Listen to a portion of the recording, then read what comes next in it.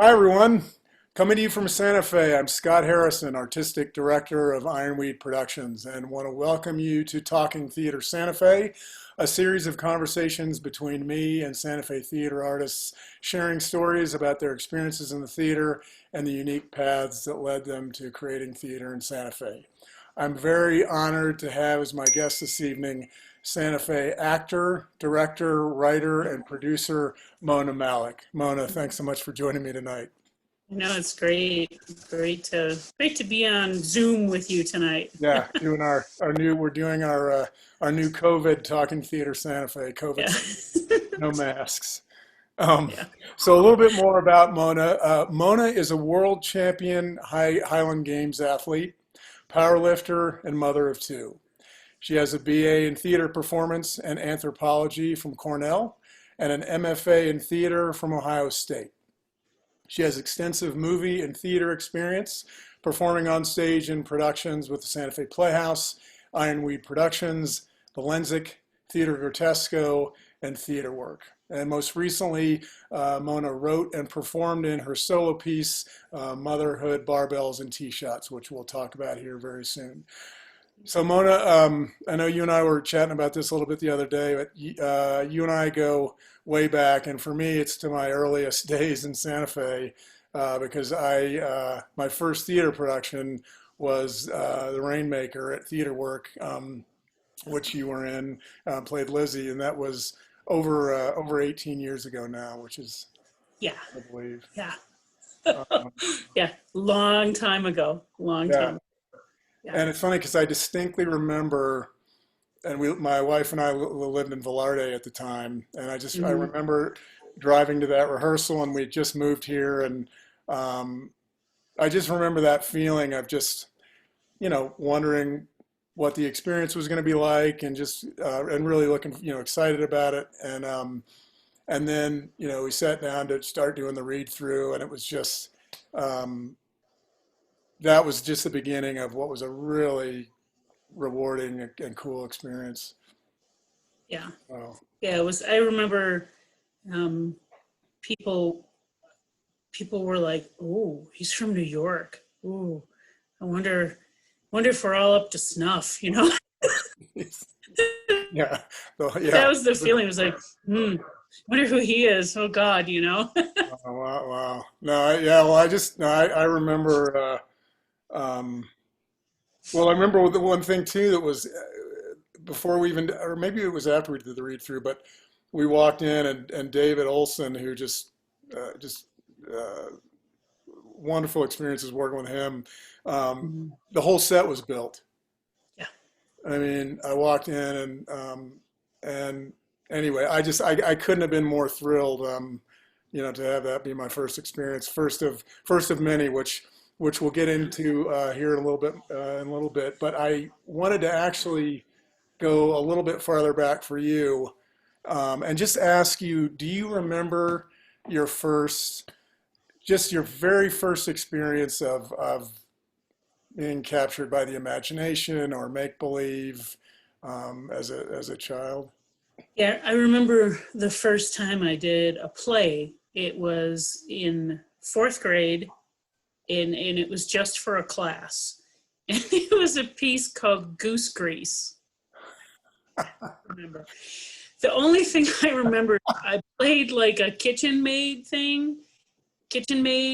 and I came in because somebody's hand got stuck in a vase, and I came in with the goose grease to loosen the vase. And they had me do that role because I could imitate a southern accent. So I like was doing accents in, fourth grade. Oh, And wow. I came in with the goose grease and I loosened the vase. Yeah, that was my first one. And then do you remember what it felt like? I mean, was it scary or was it exciting? What? I mean, I remember having fun with it, but I didn't do anything else until high school. And that was really life changing for me in a lot of ways. I was in a piece called The Curious Savage, which interestingly enough, was about a woman whose children put her in a mental asylum because she has different political views than they do. Hmm. The residents, Yeah. I was one of the crazy people.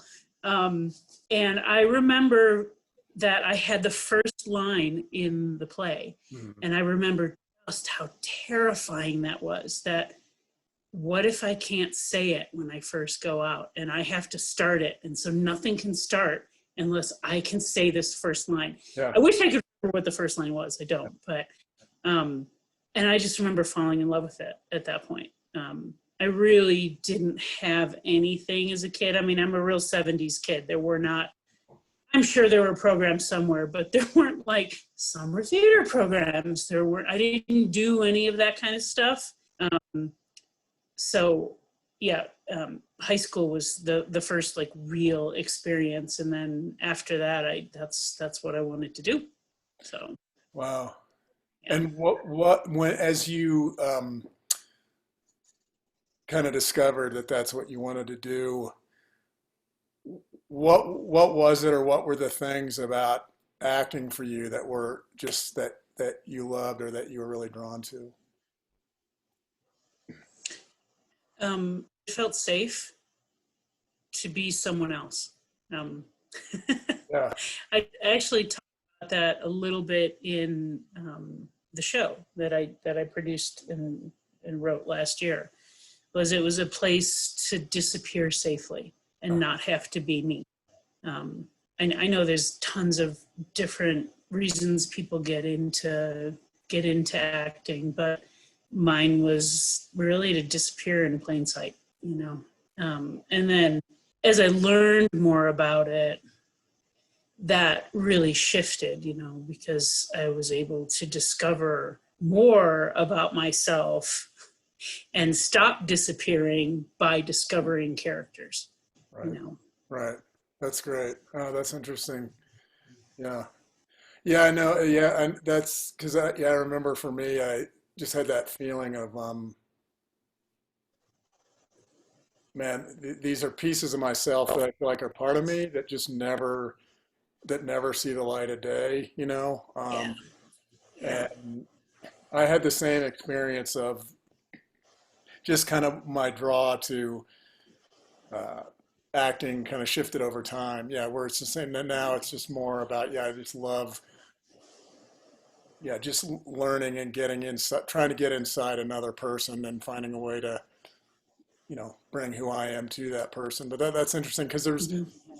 well, I think we've talked about this before too. There are those, it's maybe not two schools of acting, but, you know, there are people that are just, they love being on stage and they love performing. And I'm Mhm. definitely not one of those kind of like, you know, and it's just interesting to hear your same thing about feeling safe. Yeah.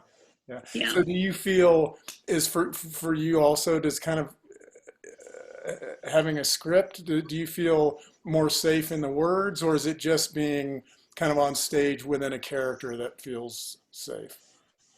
No, I think it's the words too. You know, having having the words, but having that character and having that safe place essentially to explore relationships with people, because all of it, I mean, so much of theater is conflict, right? Yeah. And I'm completely conflict avoidant, just as me, you know? And so early on, especially, to be able to explore conflict essentially in a safe way. And as I learned that acting was really about exposing myself and not hiding anymore, Mhm. that really became a huge lesson, you Mhm. know, to be able to explore myself and bring that to a character instead of hiding, because hiding doesn't bring anything. It doesn't bring anything to the audience. It doesn't bring anything to you as another actor. It Right. doesn't bring anything to the piece if I'm actually hiding. And so that was like, the hiding was my starting point, you know, and then Yeah. Yeah. the safety is still there because it's other people's words. You Yeah. know, I'm sure you've had this experience, you know, people will be like, oh, in a different part of your life. Why don't you get up and do a skit about that, or get up and talk about that? And I'm like, oh God, no, don't make me get up and talk in public. I can't. I'm horrible. Horrible. Give me a script. Right. Tell me where to stand. Give me 4 weeks to work on it. That's what Give me a couple weeks to work on this. I'll bring you everything I can. I'll bring you everything I am. But Lord, please do not ask me to get up and talk about something else. Yeah, yeah. I feel exactly the same way. Yeah. Well, it's interesting you're talking about, just about that, evolution as an artist and how things that are meaningful for you along the journey. And Mm-hmm. um, was there a time, because it's interesting for me, like living in Santa Fe, it's the thing, one of the things I love about doing art in Santa Fe is that the people that you're working with they're there to do they're there to do the project. It's not about like, Yeah. oh, this might lead to da da da da da. It's like, no, we want to do this project, and I love that. And um, and it's also that element too, where we all have to find other ways of making a living and all things like that. But there's that point where you kind of make a choice that this is something that needs to be part of my life, no Mm-hmm. matter what I'm doing. And I just wonder, I know you said in high school theater made a big impact on you, but is there a period in your life where you remember just thinking like, theater needs to be part of my life, regardless of where I am? Yeah. Yeah. I mean, I think I think that really shifted for me pretty early on in college. I went to college not exactly knowing what I wanted to study, but as soon as I got there and got into a theater, I went, I got to study this. And then I went, my education was really broad, classic liberal arts education, a little bit of everything. My major, I only had like 7 classes in theater to get the actual major. Mhm. And I remember finishing up, getting, into my senior year in college and going, I don't know anything. I know nothing. And that's when I made the decision to do grad school. Um, and I still know nothing, which is great. I think it's important to know that I have tools. I have a lot of tools, but I still don't know anything. And it's always important for me to go back to the basics, to constantly be doing classes if I can, and to constantly come at every project with the mind of a beginner. Mhm. Because otherwise for me, I've killed it. Just Mhm. nailed the coffin shut. If I don't approach everything as the mind of a beginner. Mhm. Yeah, yeah, yeah. Wow, that's um, yeah. I think that, I mean, that's one of the things I love about theater too. Yeah, is that you're just constantly learning. I mean, whether it's about the art of it, or about the people that you're playing, or the story that you're telling, or yeah, oh, that's really cool. Yeah, Uh, I mean, I'm sure you've been asked this at some point. Well, what's your process? Do you have a process? And there was a time I probably was like, yes, when I get a script, this is what I do.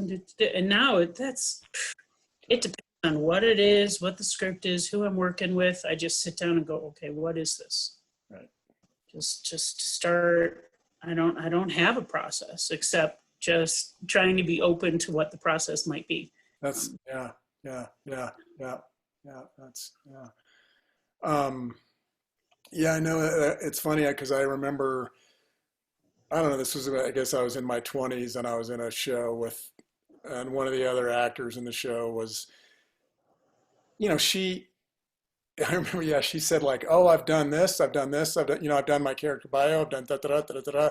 And I remember at that time thinking like, wow, like she's so far, like she's got it all. And then now yeah, I realize Yeah. that it's not a, yeah, it's not a checklist that you check things off. And sometimes like Yeah. I've had times where you kind of you put all this work in and you do all these different, go out all these different ways. And then somebody might tell you just the slightest shift, like just try tonight, just, you know, just throw it all away, or just think about da da da, just the smallest little thing, and suddenly it just like crystallizes. Yeah. Um, Yeah. yeah, that's interesting. Yeah, not that some of that work isn't important, because sometimes it is, you know, like, Yeah. you know, the character bio and the questions and the this and the Yeah, that, yeah, you know. Yeah, it's all can be useful work, but if that becomes the work, then I think the larger piece, the connection, that magic that happens in between people can get lost in, well, this doesn't match our history, or this isn't how I, you know, that kind of thing. yeah, Yeah. yeah, yeah, Yeah. yeah, Because to me, it's about the magic of in between, and the magic of the silence, and the magic of the silence and the space between us and the audience too. mm, Not just between you and I as actors, but between us and the audience, and that empty space in between all of us that gets filled with, you know, silence and sound and energy. That's the magic. yeah, yeah, yeah, totally. Yeah, yeah. You, I was thinking this the other day. You are the only person I've had the privilege of working alongside as an actor multiple times. I've been directed by you multiple times, and I've directed you more than once. And I think all we need to do is like write a piece that we can each be in, and we'll have the grand slam. But I know. but what I was thinking about with that though is just that, you know, and goes back to what you're talking about too, just about the, you know, the kind of the process and discovery and all that. For me, how incredibly rewarding that is to have just built and engendered this trust, like this multifaceted trust, you know, over just these Mhm. different ways of working together. And we've also worked, you know, in a scene study in Wendy Chapin's class. And I know too that you've worked Mhm. in a variety of different ways with a lot of other artists in town, you know, John Flax, Rod Harrison, Vanessa Rios Ceballos, and others. And I just wondered if you might talk to, from those experiences of working with artists in different collaborative forms, just that, what that's like, and what that, yeah, just what that process is like. Yeah, it's interesting. I mean, sometimes you have to really step back. And I know you and I have had conversations like this. It's like, okay, well, this is a new thing that we're trying, and I've never directed you before, but I've acted for you before. So let's just see what this brings. And, you know, Santa Fe's been a really unique experience in terms of the people you work with or choose to work with, and can trust with yourself, and trust that you'll be safe taking huge risks with them. And I think that's what makes the theater community in Santa Fe, to me, really unique. Mhm. I remember years ago thinking that, you know, once my kids were grown, that I would try and take a shot and move to New York or whatever. And I had described to a friend of mine in New York City what it was like working with you on a piece, that you would choose a piece, you know, a year in advance, and we would do readings of it and meet and talk and meet and talk, or to work with Grotesco, where you could build a piece for 18 months or 2 years and get together and build and talk and work. And I remember him looking at me, and this is years ago, and he said, why in God's name would you leave an environment like that?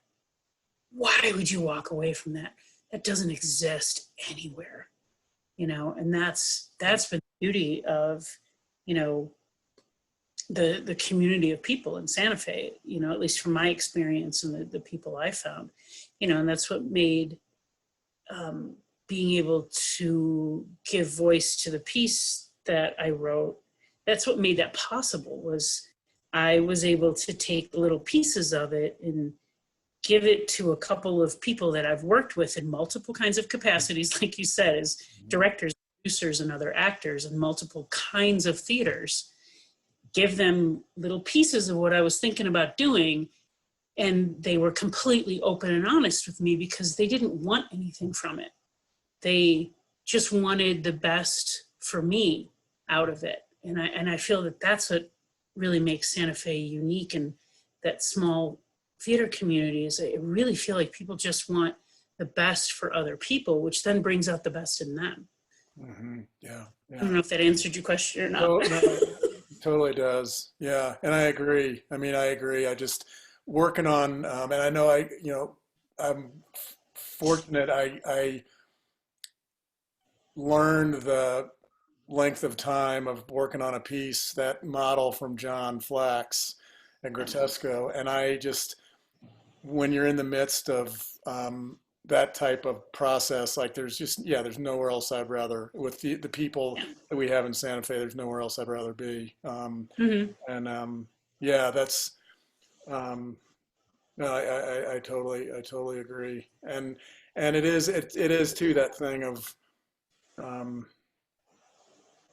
yeah, that there's just so many people here that are just sort of that when you're working together, you're working on this project. It's like we all believe in this project, and which is just a rare and wonderful thing to get to experience. Yeah. You start, and I wanted to ask you because you've talked a little bit about the pieces of motherhood barbells and tee shots. Talk about just that project from the earliest seed. Like, when did the seed for that project, where did that come from, and how did it blossom?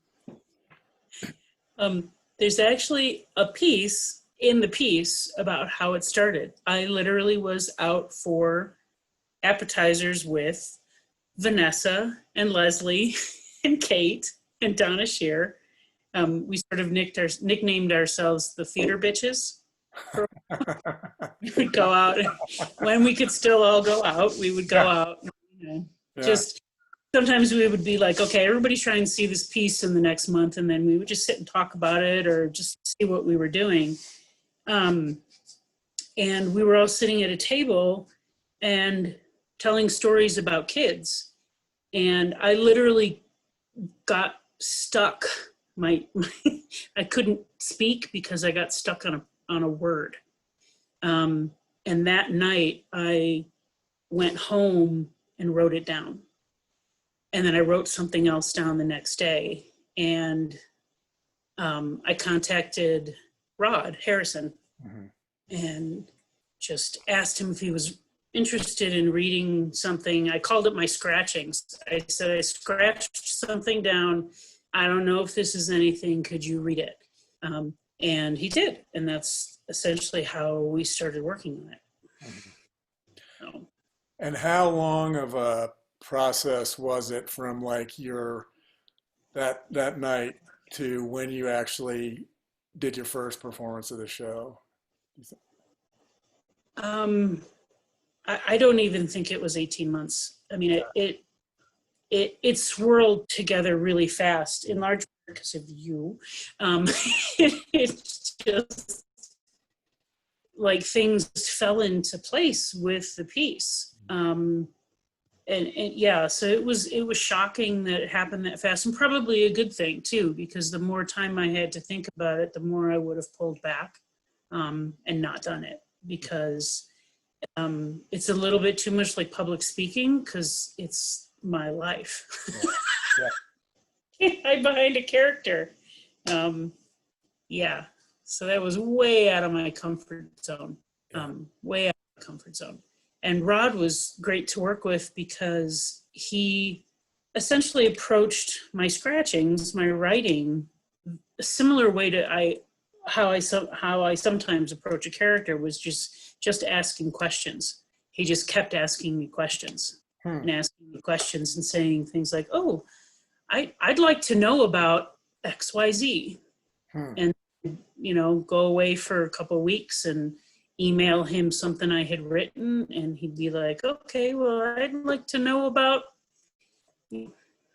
H and F." Oh, okay. said, write something down, you know. Yeah. So, and then we started meeting, and it took us a long time to do more than just talk, because you know this too from working on pieces. It's there's safety around the table, like as you're doing table work, but like getting up on your feet is terrifying Yeah. because it means it's moving to a new place.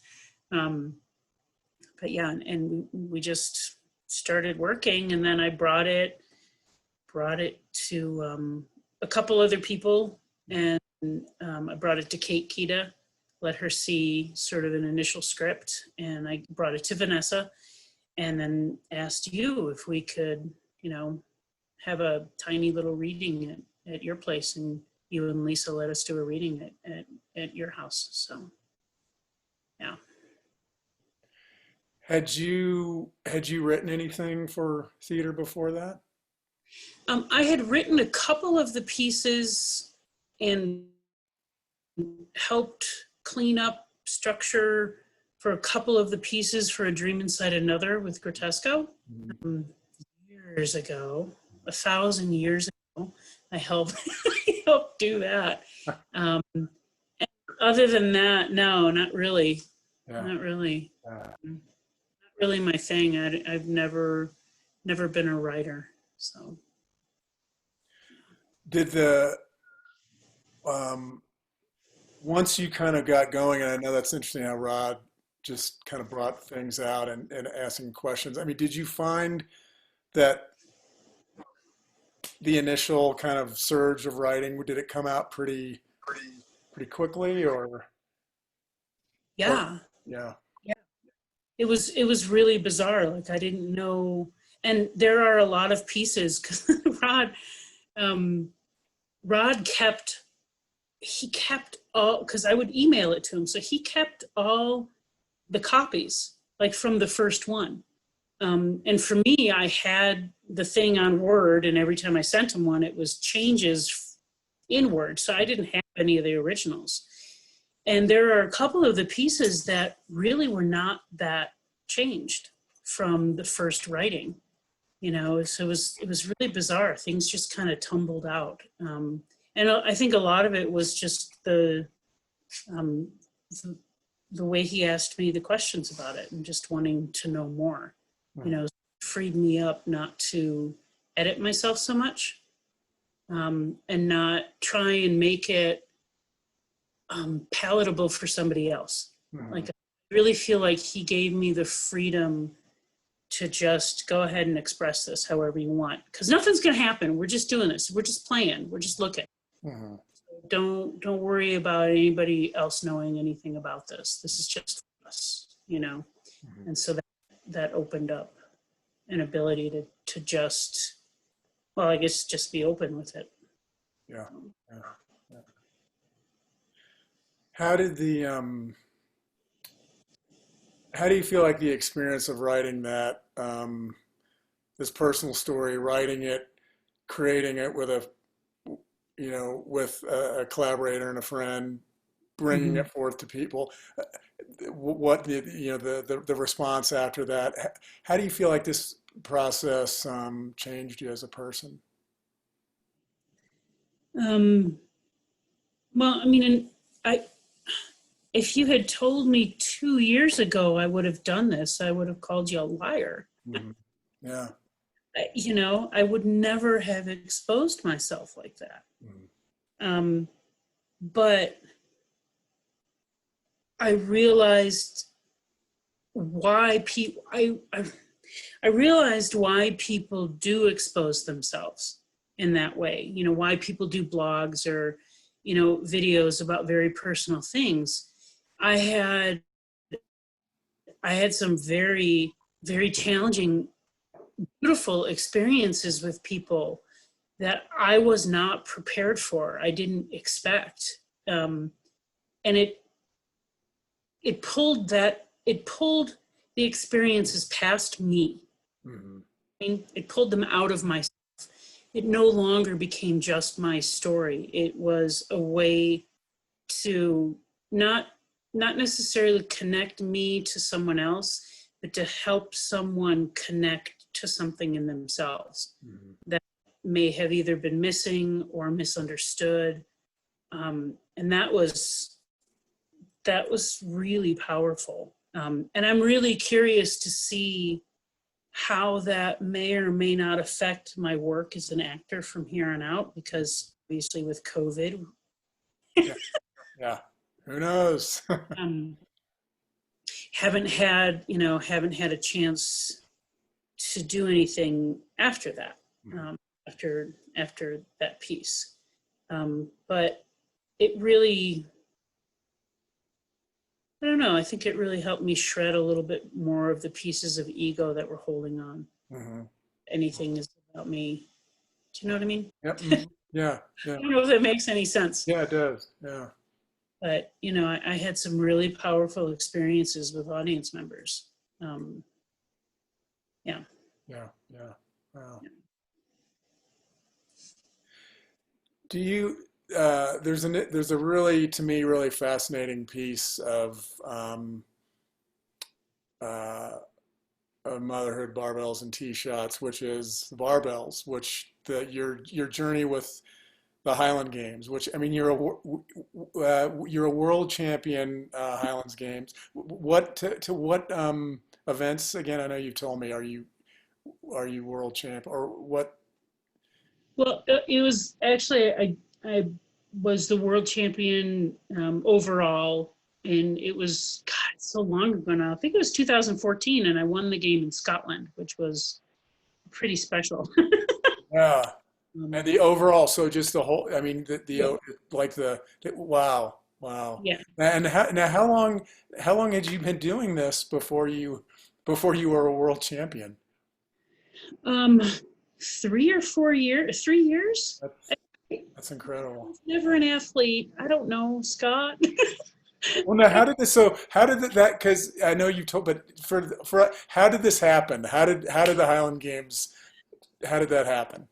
It was completely accidental. I had an acquaintance who had done a demo of the Highland Games at the Santa Fe Renaissance Festival, like a couple of years before I got into it. And I remember asking somebody, it's like, I wonder if women do that. And they were like, well, get a hold of him and see if they do. And his name is Chuck Thomas. And so I emailed him and I'm like, do women do this thing? Because it looks fun. Maybe I'd want to try it. And he was like, oh yeah, of course they do. And he sent me a list of the events and I read them and I was like, that is the dumbest thing I don't, why would anybody pick up a tree and throw it? That just looks so dangerous. So stupid. So dumb. Um, So I kind of blew him off, and he, to his credit, every couple of weeks would send me, "Are you coming down to Albuquerque?" Because there was a group down here that practiced. You come down? Oh no, I don't know. You coming down? Okay, fine, I'll come down. And I threw a Scottish hammer, which is it's an iron ball on the end of a long stick. Um, and the first hammer I threw, I went, "Oh, I think I like this." It's something about it just clicked. I'd never been physical, never been athletic, and I just loved it. I loved it. And the people were so great. And I know I've probably told you this story before, but I was shocked at how similar to acting that Highland Games athletics was. Um, the similarities were mind-boggling to me. How It's so? What? all this work, all this background, all this memorizing of lines, all this fixing where your arm, how your hand is holding on to the weight, all this stuff. And you get up into what's called the trig, where the area that you throw. And if you're focused on any of that stuff that you just worked on, and if you're not in the moment of the throw, you blow the whole thing. It's just like being on stage. If you're on stage and you're thinking about the line that's coming up on page 27, you're screwed. It's the same thing. It's just this enormous amount of prep work, and then you just have to be present. Mhm. You have to be present, physically, all of it. And it was really amazing. And in this particular sport, I mean, people are competitive, don't get me wrong, but just like I said about Santa Fe actors, at least my experience with them, the athletes want you to do your best. And there is some competition, but it's mostly, well, did you throw that farther than you threw it last time? And that's what's important. And so it was really shocking how similar they were. Wow, interesting. Yeah. Yeah. Yeah. Wow. Do you think your your experience with the Highland Games and what that kind of tapped in for you, um, did it inform your artistic self, or you know what I mean? Do you feel like artistically there was anything that shifted for you after you discovered the Highland Games? Yeah. Yeah. A lot. I mean, I can remember as a very young actor constantly being told by one of my professors at Cornell, get out of your head. You're just in your head. You're in your head. And I always have been, it's like, it's the study of things, but being able to really just drop in your body. And some of that work started with Grotesco, but it really shifted, really like understanding and really being present with my physical self really has affected, I think, my acting as well, because I feel a whole lot more present in my body when I'm on stage. Yeah. Really easy for me to just get lost up here, Yeah. And not so much anymore, because I can fully take up my space. Yeah. And that's a big deal. Yeah. Because that's the other good thing about Highland Games and weightlifting is, I spent a lot of my youth, as a lot of women do, trying to be as small as possible, trying to disappear physically, really. And I didn't have to do that in the Highland Games or in weightlifting. Being big is okay. It's, and so it has loosened up some of those mental restrictions I had about being on stage and being a big woman, It's okay. Yeah. Because it's who I am. So, Yeah. yeah. Well, it ended up being too just such a powerful part of motherhood, barbells, and tee shots. I mean, that it's just a huge part of your story, and that you and Rod incorporated weightlifting into the piece, which was just amazing. And I mean, it brought different aspects of your story out in more visceral ways. And I wonder for you too, as I've never done a solo piece before, and for you, like doing a solo piece, this is maybe a I don't know, two-part question, but doing a solo piece as opposed to doing a piece, where you're on stage with other actors, and also in this case, doing something where you've actually got this physical activity that kind of is a foundation and an underscoring through, or a piece of the whole what was that experience like for you on stage? Say different from doing a play that you had done before that. It's so different. I mean, I said this earlier, to me, the magic is what happens between you and I on stage. And to not have that feedback, that magic with another actor was really challenging, because it's not who I am. It's not what I do. It's I like being on stage with people. And so I had to find a different way to do that. And probably using the weightlifting helped with that, because it grounded me, so that I wasn't just like throwing everything out there. I had to be present with myself in order to share this piece, because I had a heavy weight on my back. There's like no ignoring that. There's no ignoring the physicality of having to squat or get a heavy barbell up overhead.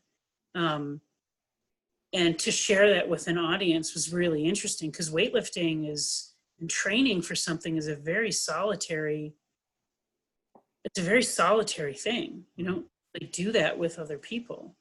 And so to have those two things where theater is very collaborative, but I was doing it by myself, and then weightlifting is very solo, but I'm sharing it with an audience. Uh, It was really interesting to uh, have two things happen at the same time. yeah.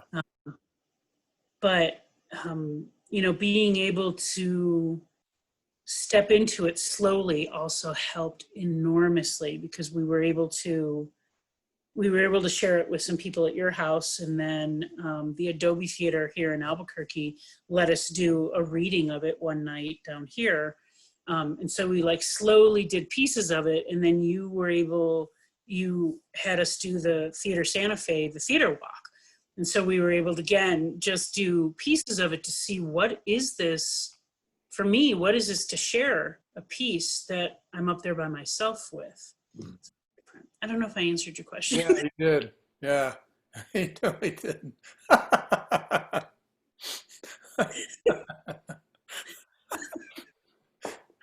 um, before there's just because we were laughing, it just made me think of I did want to, because I was trying to remember, and you were talking about this, the because we I know with Christine and I in our last interview, we talked about little theater gaffes, and you and I had one with the Rainmaker, and I didn't actually experience. You told me what had happened afterwards. I wonder if you could just relive what that whole thing was. Yeah, I'm trying to remember if you came out. I think you came out on stage because you were playing the sheriff. Right. So, buttoned up. He had a bow. You had a bow tie. It was great. And you came out, talked to Lizzie, and the tie, instead of being this way, was this way. It was just, and I remember just like looking at you and trying to because it was at one point I was supposed to zhuzh your tie, and I'm like trying to get you to feel that this thing is like crooked, and I'm trying. I was like biting my mouth, my insides of my mouth, and trying to get lines out, and just laughing. And it wasn't until we were offset, and you were like, "What?" Yeah. Well, the good thing for me with not discovering it on stage was like, well, that happened. That happened. It's done. Oh man. Um, well, I wanted to get your thoughts, and we've talked a little bit about this. You've touched on it a little bit. I mean, we're in this very strange period with COVID and very uncertain time in terms of, how we're going to navigate out of this and what it's going to look like and when and all those things. And I've been thinking a lot over this period about, what that means, what live performance is going to look like after this, and a certain level of, it's kind of like what you mentioned in terms of your acting process. There's a certain level where I feel like I just want to kind of keep open to what it's going to look like and not think like, okay, this is what we're going to do once we get, but just what are things going to look like? What's going to resonate with me, with us, with people. But I just wondered your thoughts just on theater, kind of navigating through this and coming on the other side of it, kind of what thoughts you've had about it. I mean, I really appreciate that there have been a lot of theater artists, yourself included, that have put content online. You've done monologues with people. The Santa Fe Playhouse just did the melodrama in chunks. I know Teatro Paraguas has done pieces online, and I applaud people for really trying to get content out there. For me, theater though is live. I don't know. I just don't. Theater is also super resilient. like the long history of theater artists being burned at the stake. It's real. Mhm. It's real. Being jailed, us being, I mean, as theater artists, we've had to take these pauses for much longer than we're taking this pause now. Um, I imagine that theater will start back outside like it started always. Mhm. Mhm. I imagine that, people, once we feel a little bit better, or once, vaccines come in place, or my guess is parks are going to be filled with small little performances, little guerrilla pieces of theater. Um, because that's what we do, you know, and sharing space, sharing breath is really part of who we are. Film is great. Putting things online, recording it is great, but film does that already beautifully. You know what I mean? Yeah. I mean, that's what they do. That's what they do, and it's different than live theater. But I don't think I mean, I worry about companies. Don't get me wrong. I absolutely worry about theater companies. Um, but theater itself will find a way back to it, and I imagine we will. We'll start outside, and because it's that magic between us and the audience, and between each other. Um, and you've been on stage. I've seen you do it, where you do something and the audience gasps with you. There's nothing like that. Mhm. That's that sacred spot. I mean, theater, they think maybe started, out of spiritual experiences, and Right. that's that shared breath that you can't necessarily have anywhere else unless you're sharing space. So I don't know. I don't know. Yeah. Yeah. Yeah. I love what you said about shared breath. That's true. Yeah. Because you're right. I mean, there's just it's its own unique magical thing, and there's no there's no replacement for it. Yeah. Yeah. That's um, well. I wanted to finish off, Mona. There's just one last question. I just wanted to ask because you've just had such a just had you're just had such a multifaceted journey as an artist and as a person. And I wonder if there's one particular thing, experience in your work as an artist that you feel most proud of. Um, wow, that's really hard to pick one. You know, I the two things I think that stick out for me are places when I've said yes. Um, Directing is one of them. Just like writing this solo piece, never would I have done that. I never would have directed either. Never. That's another thing. And I loved directing. I think it changed me as an actor as well. Um, but keeping those places when I said yes. And I remember that very clearly with the piece I directed for Ironweed, that because it was something we had talked about for years, that I had constantly joked about. Oh, buried child and Desire Under the Elms and buried child. And then finally you were like, you said something like, well, I, are you going to put your money where your mouth is, kind of thing? You were like, well, huh? I can't. Okay. And I think that moment of yes, that moment of okay, are the moments that have really changed me as a performer, and yeah, changed things in my life. Well, saying yes to Chuck to go out and throw, Yeah. same thing. Hmm. It's my life in ways that I you know, can't even express. Yeah. So Yeah. yeah. Wow. Well, thank you, Mona. No, thank you. Yeah, thank you so much. This is yeah, it's just been a lot of fun and just very thought provoking. And just great to, yeah, and just great to share. So just, because thinking about our history, I mean, together, that's been really cool to do. So I know there's no way it's been 18 I years know. and multiple shows and multiple companies and multiple styles of pieces too. We have a really long history. It's crazy. Yeah, I know. Yay. I know. Well, thank you again, Mona, so much. And thank you all very much for joining us. And if you all are not on our email list and would like to be to hear about upcoming interviews and shows, you can email me at ironweedsantafe@gmail.com and I'll put you on our list.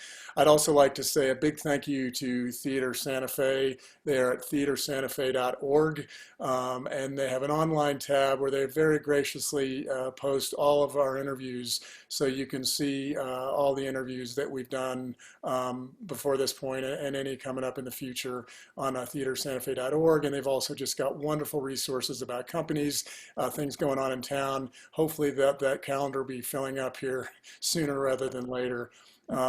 But in the meantime, thank you all for joining us. Stay safe and healthy. And Mona, again, thanks so much. Thanks, Scott. Good night.